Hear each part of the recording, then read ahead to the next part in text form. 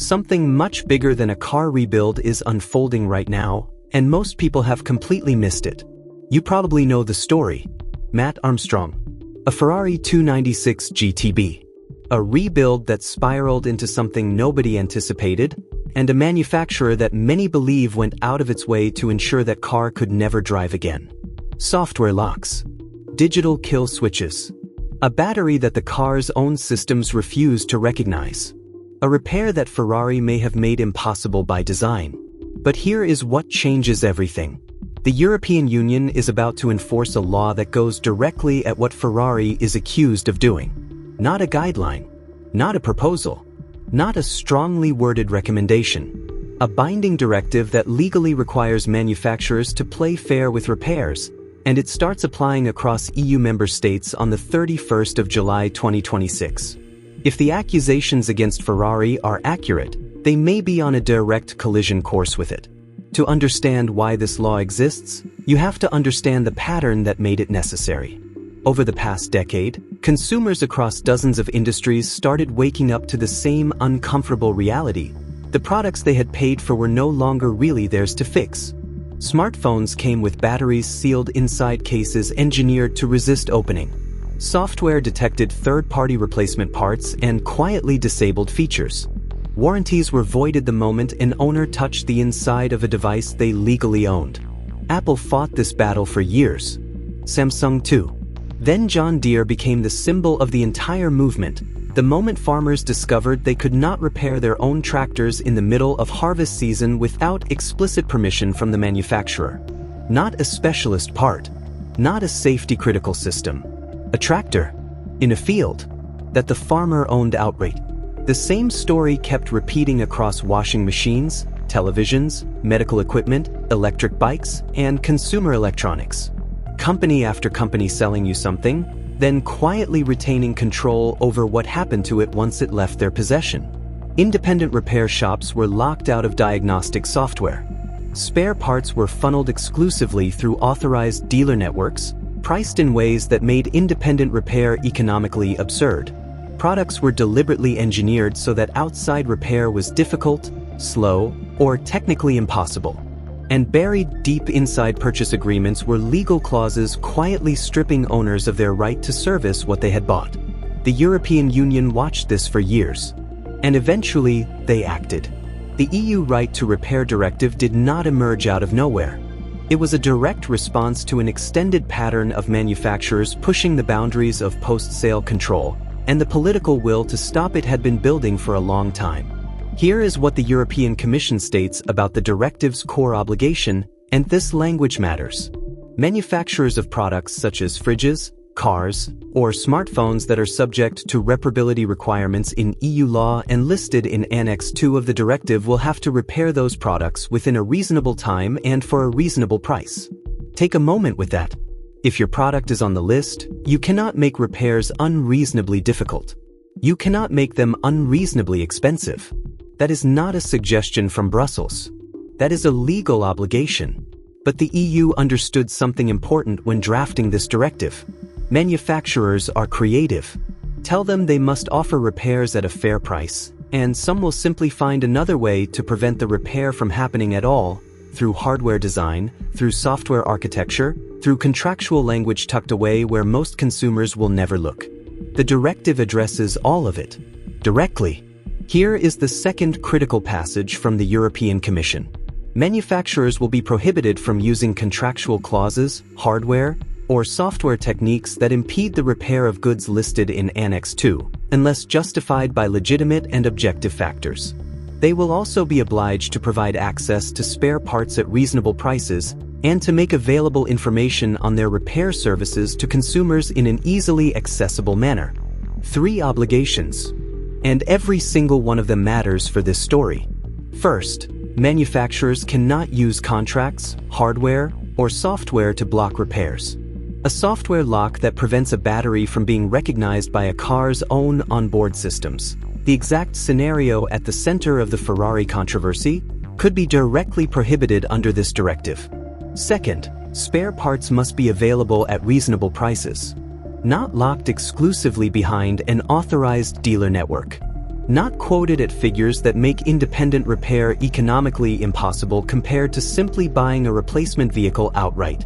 Third, repair information must be easily accessible to consumers, not restricted to internal technicians at official service centers, not hidden behind proprietary systems and dealer logins. Accessible, transparent, available.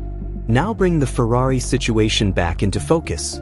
The accusation, and it is worth being precise here, because these are accusations, not settled legal findings, is that Ferrari's own software systems refuse to recognize a rebuilt vehicle as legitimate. That a battery which functioned correctly from a physical and electrical standpoint was blocked from operating by the car's digital architecture. And that access to the software tools and diagnostic systems required to bring that vehicle back to life was restricted in ways that left an independent rebuilder with nowhere to turn. Ferrari's position, to the extent they have addressed it publicly, centers on safety and the protection of proprietary technology. Those are not frivolous arguments. High-performance hybrid systems involve genuinely complex engineering, and there are real safety considerations in a car producing this level of power. Manufacturers do have legitimate reasons to protect certain systems. But the directive draws a very specific line. The word used is legitimate and objective factors. Not brand image. Not exclusivity. Not the protection of authorized dealer revenue. Legitimate. Objective. Technical. And that is the question this law forces into the open. Can Ferrari, or any manufacturer deploying software restrictions on a vehicle someone else owns, demonstrate that those restrictions exist for genuine technical or safety reasons? Or do they exist, at least in part, to protect a business model built on controlling who can touch the car after it leaves the showroom? European law does not care about prestige. It does not care about mystique, exclusivity, or the carefully curated image of what it means to be a Ferrari owner. It cares about whether the person who paid for the vehicle has the legal right to repair it. Ferrari has built something extraordinary over decades. Not just cars, an entire world. The rarity, the history, the relationship between the brand and the owner that runs through authorized dealers and official service centers and manufacturer-controlled networks. That model has worked, commercially and culturally, for a very long time. A Ferrari has never been treated as a product in the conventional sense. It has been treated as an ongoing relationship, and Ferrari has held considerable power over the terms of that relationship. But European consumer law is not designed to accommodate a brand's self-conception. It is designed to protect the person who paid for the object. And on the 31st of July 2026, the terms of that relationship change. Because if the directive applies to the vehicles in question, and the inclusion of cars explicitly in the European Commission's own language makes the intent clear, then the restrictions being described in the Ferrari rebuild story are precisely the kind of restrictions this law was designed to prohibit. Here is why the timing of all of this matters so much. July 2026 is not a distant horizon. Member states are actively in the process of translating this directive into national law. The regulatory environment across Europe is already shifting towards stronger consumer ownership rights and away from manufacturer control over post-sale repair. That shift is happening right now, and the Ferrari controversy is landing directly in the middle of it. This is why the story has traveled far beyond car YouTube, beyond rebuild channels and automotive forums. It is now being referenced in conversations about consumer law, technology policy, and the future of ownership in an era where nearly everything we buy contains software that someone else controls. Software that can be updated, restricted, or quietly altered long after the sale is complete.